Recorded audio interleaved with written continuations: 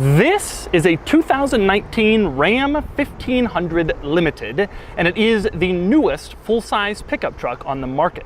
It's also the most luxurious. This one has a sticker price of a shade over $65,000, which is an enormous amount of money for a truck that isn't a heavy-duty or super-duty model. Today, I'm going to take you on a tour of it.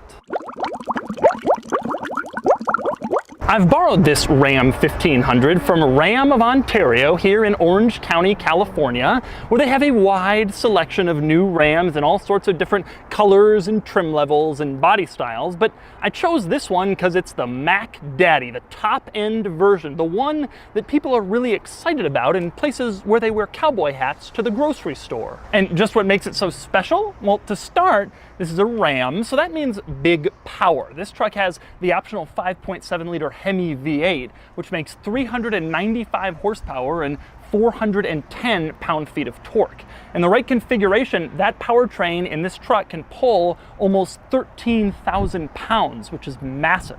But it's not just about muscle. This truck also has a lot of luxury features, being that it's the limited model. For instance, it has air suspension as if it were a Mercedes-Benz or a Range Rover, and there's a lot of other luxury features and gadgets inside. All that stuff leads to that sticker price of over $65,000. So today I'm going to take you on a tour of the new Ram, and I'm going to show you all of its interesting quirks and cool features. And then I'm going to get it out on the road and drive it, and then I'm going to give it a Doug score.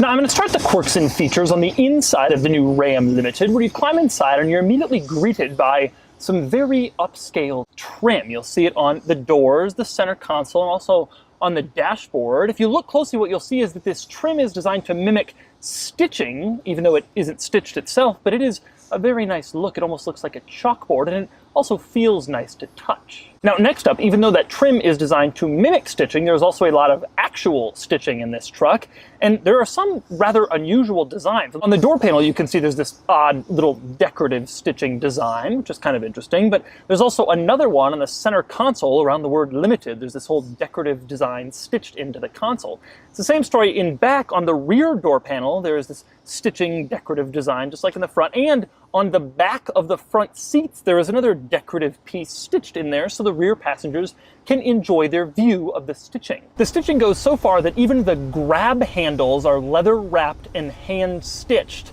That's what you get when you buy the top-end Ram. Usually it's just a plastic piece you grab onto to get in, but in this vehicle it's an opportunity for leather and stitching. Next up, I really love the floor mats in the Ram Limited. You see, it's a truck, so they have to give you rubber floor mats in case you're wearing work boots and trekking mud inside, but it's a luxury truck, so they also have to give you nice carpeting. So they figure, well, what do we do? I don't know, and they decide, well, to do both. So the floor mats in this truck are rubber, but the center part is nice carpeting in order to accentuate the fact that it's both a luxury truck and a work truck. Now, next up, we move on to the center console, which is absolutely massive. You open it up and you look inside and you'll see there's some outlines of pickup trucks. What exactly is that? Well, it's the last 4 generations of the Ram outlined, so that if you want to look at the Ram and see its history, all you have to do is open up your center console, and there is the history of the Ram going back like 40 years. It's a weird feature. I'm not exactly sure why it's there, but it is kind of a funny little Easter egg that most people probably won't notice unless you've seen this video. And it's the same story with the lid of the center console. On the inside or the underside of the lid, you open it up and you'll find, well, a lot. In the upper right, you have trigonometry ratios for sine, cosine, and tangent, plus the Pythagorean theorem. Then there's a protractor for measuring angles and a ruler. This is in your pickup's center console, mind you, followed by a standard to metric wrench conversion chart in the lower right and a fraction to decimal conversion chart right above a big Ram logo and the words, "Designed in Auburn Hills, Michigan."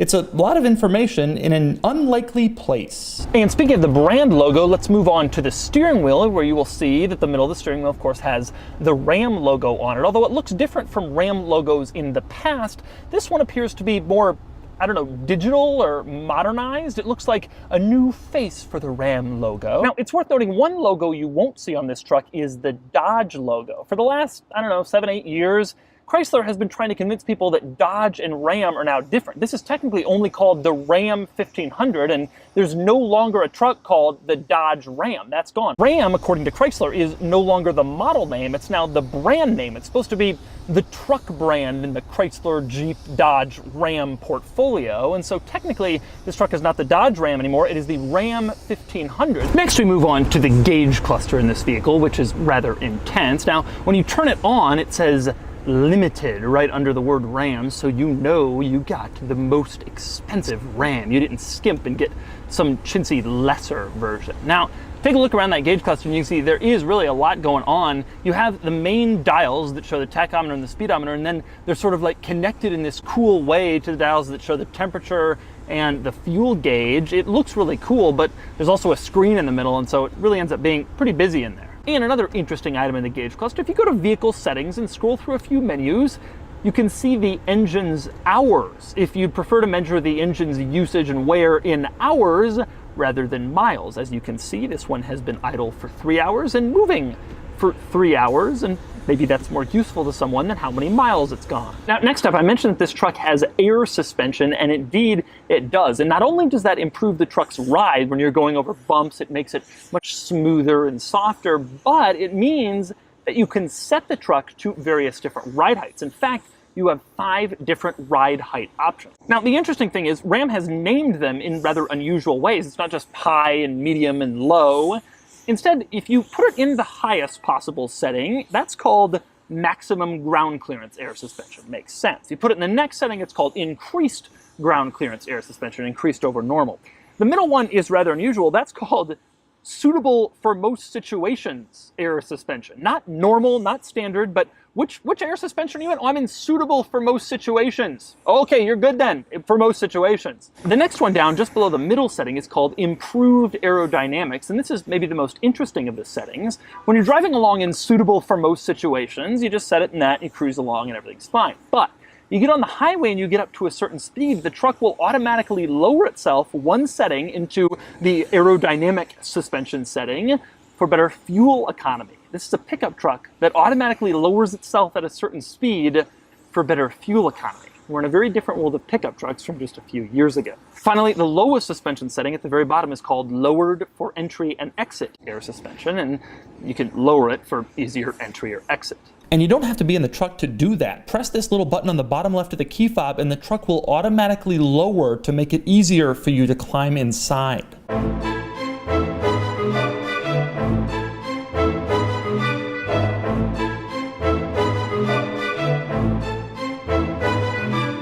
Next up, we move on to a couple of other interesting items in this interior. I want to start with the glove boxes. Now, you have a regular glove box in the normal place, but if you look above that glove box and over to the left, you'll see there's a button. You push that and it opens an upper glove box. So in this truck, you have dual glove boxes, just in case you simply have too many gloves to put into one.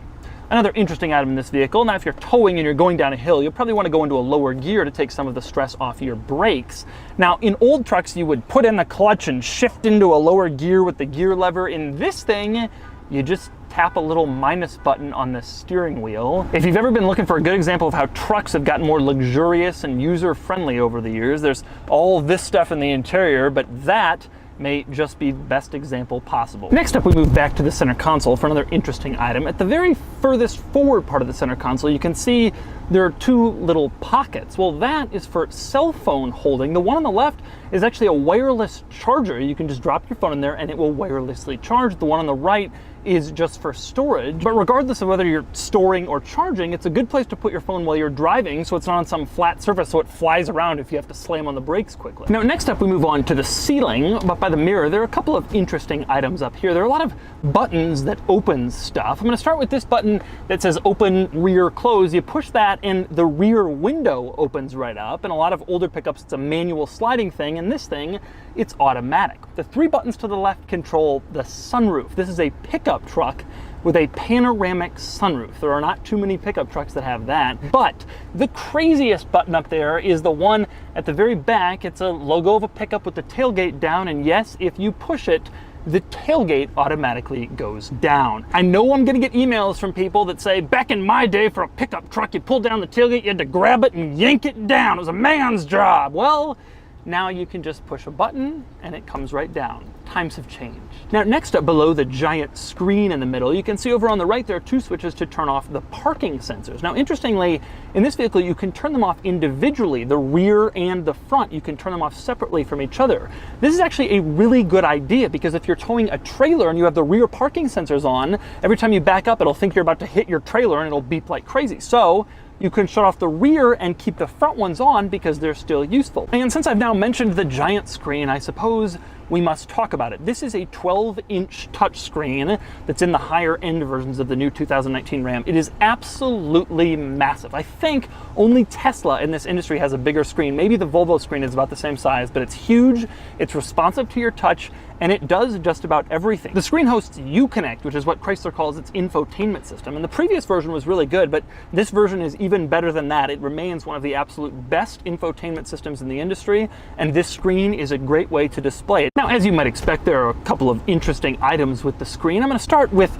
the screen themes. If you go into themes, you can see there are 4 different options. You have Ram 1500, Longhorn Black, Longhorn Brown, and Limited. Now, why would I, a Limited owner, want anything other than Limited? The answer is, I wouldn't. I would never stoop to the level of those other screen themes. Next up, another quirk of the infotainment system. You have the ability in this car to customize units. For example, you can change between miles and kilometers, gallons and liters.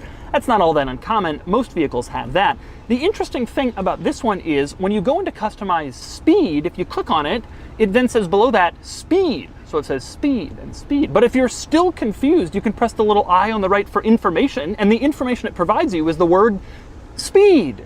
So speed, speed, speed. I hope you understand what that means. Next up in the infotainment system, a cool feature. This car has a blind spot monitor like most high-end cars. It lets you know if there's someone in your blind spot so you don't accidentally change lanes and hit them. But this vehicle has trailer towing blind spot monitors. You hook up a trailer and this thing will automatically detect how long the trailer is and thus sort of adjust itself to figure out where your blind spots are. So it can inform you if there's a vehicle in your blind spot, even if you're towing a trailer and your blind spot is in a different place than it normally would be because of the way that your mirrors are adjusted. Next up, another interesting quirk of the infotainment system. You go into the settings menu for the brakes and you can see there's an option for brake service.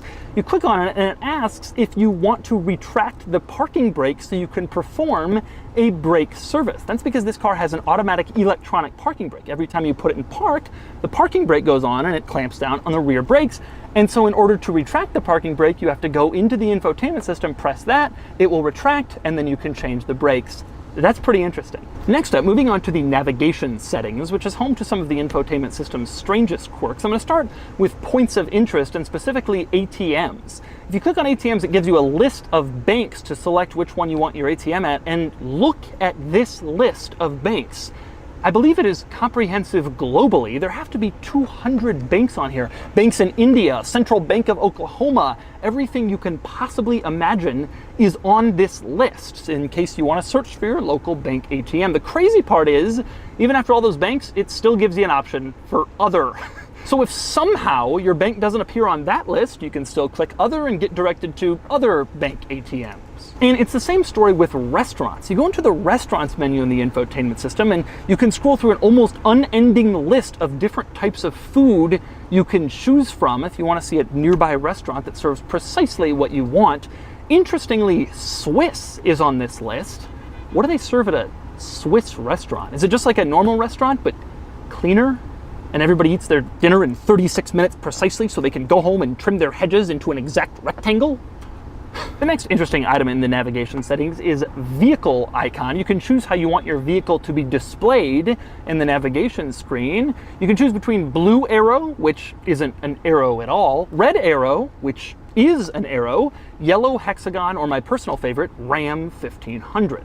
I don't know why anyone would choose anything else. Another interesting navigation setting, you can choose a speed limit warning. That's pretty common. You can set it for like 10 over the speed limit. It beeps at you if you're going 10 over, so you make sure to know not to speed too much. The weird thing about this car is you can set it for up to 20 over, or you can set it for up to 20 under. So I guess it'll beep at you if you're going too slowly. The weird thing is you can set it all the way to like 3 miles an hour under the speed limit. So if you're going 32 and a 35, it'll beep at you to let you speed up. I've never seen a speed limit warning for below the speed limit before, but this car has it. Another interesting quirk of the infotainment system, in this truck, if you want to dim the mirror, you do it through the infotainment system. It's not just a little button on the mirror you push so it's dim at night when the lights are shining. You actually have to go into the infotainment system, press mirror dimmer, and then that will dim the mirror. It seems like overkill to me, but what do I know? Now, here's an even crazier one. This vehicle, like most full-size trucks, when you open the door, the running boards automatically extend so that you can step on them and get in, close the door, and the running boards retract back into the vehicle for extra ground clearance. But here's the crazy thing. If you want to extend them without opening the door, you can go into the infotainment system, push a little button, and they automatically extend. I have no idea why anyone would want to do that, but if you're showing off for a friend that your truck has power running boards, you have that option in the infotainment system. Now, one other item on the screen I also like, in case you're not the touchscreen type, Ram also gives you some traditional buttons for items that you'll use pretty commonly. For example, you can still adjust the climate controls using traditional buttons on the left side close to the driver, and you can turn on and off the stereo and adjust the volume using a traditional dial next to the touchscreen. Unfortunately, Ram is still using this feature where the gear lever is a rotary dial directly next to the volume control. And so you could be driving around and turn down the music and all of a sudden shift into park by mistake. Now, I've been informed by people, well, you can't shift into park because you have to have your foot on the brake. It would never happen. Yeah, but you can shift into neutral. And that's not really all that much better when you really think about things you want to do on the interstate. Next up, moving on to the back, there's not much especially interesting or unusual back here, but there are a couple of items worth noting. One is just how roomy it is. It's a pickup truck. The front seat is most of the way back, and yet I am totally comfortable back here. I have a ton of room.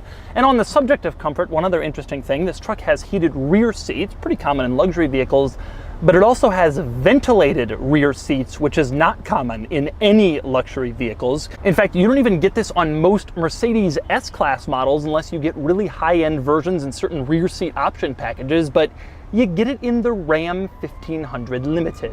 One other interesting item in the back seat, hanging from the back of the front seat, is a Ram leather care guide to teach you how to care for your nice leather interior. The thing I like about this little leather care guide is the word limited is embossed even on this thing. It's not just printed, it's actually pushed into the cardboard, I guess to really emphasize how limited it is. Next up, moving around back of the trunk, there's a couple of interesting things back here. One is on the tailgate, you can see that the Ram logo is that same sort of modernized, digitized Ram logo like the one you saw on the steering wheel. It's very different from the Ram logos of yore. I'm not sure if that's interesting, but anyway, opening the tailgate, which of course happens automatically, you can see the other interesting thing. There are bed lights in this truck, as there are in most trucks, but in this one, they are LED, and you can turn them on and off with the push of a little rubber button over on the left side of the bed in case you don't want your bed lights to be lighting up your bed anymore. Next up, we move on to the front end, which I have to admit I love. It's very sleek and modernized compared to the look of the old one. In fact, it's this new front end styling that I think makes the Ram the best looking full-size truck on the market right now. Take a look, for instance, at the turn signal when it's on. This is not like old school halogen truck turn signals. This looks like a sleek kind of sporty car instead. It's a cool look. Now, there are a couple of interesting things up front beyond just the styling. One is they've gotten rid of the old Ram crosshairs grille that all the old Ram pickups used to have. You can see that is completely gone in favor of this new grille, which is kind of busy and a little bit strange looking. The other interesting thing is the headlights. Now, when you look at these headlights, these are LED headlights. In fact, they're bi-LED, low beams and high beams. When you take a close look at them, it says Dynamic AFS bi-LED, and it gives the exact degrees of inboard and outboard rotation in the headlights. Once again, if you needed any proof that pickup trucks are different than they were 15 or 20 years ago, there you go, Dynamic AFS bi-LED. So those are the quirks and features of the new Ram 1500, and now it's time to get it out on the road and see what it's like to drive a $65,000 luxury pickup truck. All right, driving the Ram 1500. Now, the first thing you realize when you're in this is it's pretty big. Unless you're used to driving trucks, in which case it's totally normal, but I'm not. Boy, the first impression is it's really smooth. The transmission is really, really, really smooth. Just shifting in first, second, third right there. Acceleration is good, obviously, but it's not insane. Obviously, that isn't really the point of this vehicle. Still, it's a V8 under there, so you got enough power for whatever you need to do. The transmission is just so smooth. You can barely feel the shifts. Also, that I think that contributes to it not feeling as fast. They've sort of tuned it more for smoothness than for performance, but I think that's probably what most buyers of this vehicle will want. The other thing is the ride is really nice. This is the kind of thing you could just kill miles in. You could just sit here and live here and just not care. The lane line bumps are always a great indication to me of how good the suspension is. In my car, you feel every lane line bump, my AMG, and it's just tiresome. And in this thing, you can barely feel them. Air suspension longevity, there's obviously a concern. Who knows how long it's gonna last, but well, you still have this thing under warranty, you're buying it new, it's what you want. It's so nice. Truthfully, it feels like a big luxury SUV. That's what it feels like when you're driving it. Like a really nice Durango or a really nice whatever, GL or something like that. Not quite on that level, but not that far off. All the materials are so nice. You look around and everything is surprisingly good for a pickup truck. All of the noise is pretty much drowned out. You really don't hear all that much. You do hear the engine a little bit under acceleration, but that's kind of cool. You got the Hemi. You got it for a reason. But mostly you just don't hear anything. I mean, this is just a serene place, which is hard to imagine saying about a pickup truck. It really wasn't that long ago that the nicest trucks were like, oh, he's got leather in a truck. Oh, they got wood trim. I mean, that was 15 years ago. And then the Denali's kind of started coming out and then everybody started doing it. And now here we are driving a $65,000 truck, and it almost seems like the perfect combination of things. It's like a pickup truck if you need a haul or tow, but it's also a luxury car and it's a family car because it's huge back there. I mean, this isn't an S-Class. The materials aren't that nice, but it's also nowhere near that expensive. But it's nice, and it's got a ton of tech. I didn't really cover that much of it, but it's got all the latest safety tech. It'll stop automatically if you're about to hit something. It has radar cruise control, auto wipers, et cetera, et cetera. It'll even stop if you're in reverse and you're gonna hit something. There's a sensors back there and it'll brake automatically if you're in reverse. For some reason, the turn signal stalk doesn't come out far enough, so you have to kind of reach in to grab it. And then, I mean, it's pretty much what you expect from a real, it's pretty much what you expect if you're gonna pay 65 grand for a truck. At that point, you want it to also be a luxury vehicle. You want it to be as quiet as one, as comfortable as one, and as well equipped as one. And that's exactly what this is. I mean, you got a panoramic roof, you got cooled rear seats, it recognizes the speed limit of the road you're on, a heated steering wheel, radar cruise. What else do you want? I mean, this is everything. And so that's the 2019 Ram 1500 Limited. The old Ram was fine, but it wasn't really built all that well, and the design seemed like it had been around for ages. The new Ram is a totally different truck. It's luxurious to drive, it's nice and handsome to look at, and it's loaded with all of the latest modern technology and gadgets. I love the Ford F-150, but this is the new best full-size pickup truck on the market, and it's a pretty damn good luxury car too. And now it's time to give it a Doug score. Starting with the weekend categories and styling, the Ram 1500 is nice, but it's no beautiful sports car. It gets a 5 out of 10. Acceleration is surprisingly strong at around 6.4 seconds 0 to 60, and it gets a 3 out of 10. Handling is typical to pickups. This truck is all about comfort, and it's quite large, so the center of gravity isn't very low. It's not exactly tight or precise, and it gets a 2 out of 10.